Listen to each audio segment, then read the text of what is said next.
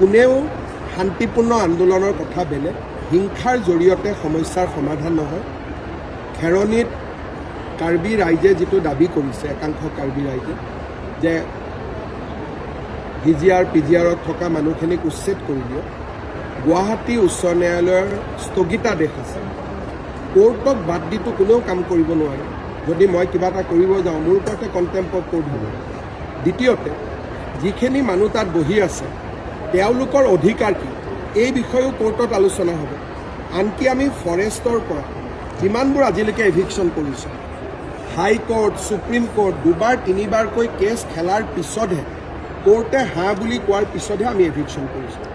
বহুত সময়ত মানুহে মোক কয় ইয়াত কৰি দিয়ক, তাত কৰি দিয়ক, তেতিয়া মই কওঁ লাহে লাহে, কাৰণ আইন আৰু আদালতক উপেক্ষা কৰি কোনো চৰকাৰে কাম কৰিব নোৱাৰে। এভিকশ্যন কৰিম বুলি ক'লেওতো পুলিচে কৰিব নোৱাৰে, কাৰণ কণ্টেম্প অফ কোৰ্ট তেওঁলোকৰ ওপৰত লাগিব। এই কথাখিনি কিয় বুজি পোৱা নাই বা বুজাৰ চেষ্টা হোৱা নাই, সেই বিষয়ে মই অপাৰক ক'বৰ কাৰণে, কিন্তু নিশ্চিতভাৱে যেতিয়া মই তেওঁলোকৰ লগত মুখামুখিকৈ কথা পাতিম, তেওঁলোকৰ মাজত যদি কিবা ভুল ধাৰণা আছে সেই বিষয়ে মই বুজি পাম। কিন্তু এতিয়ালৈকে সাধাৰণতে কোৰ্টৰ অৰ্ডাৰ থাকিলে বাকী মানুহবিলাকে জবৰদস্তি নকৰে।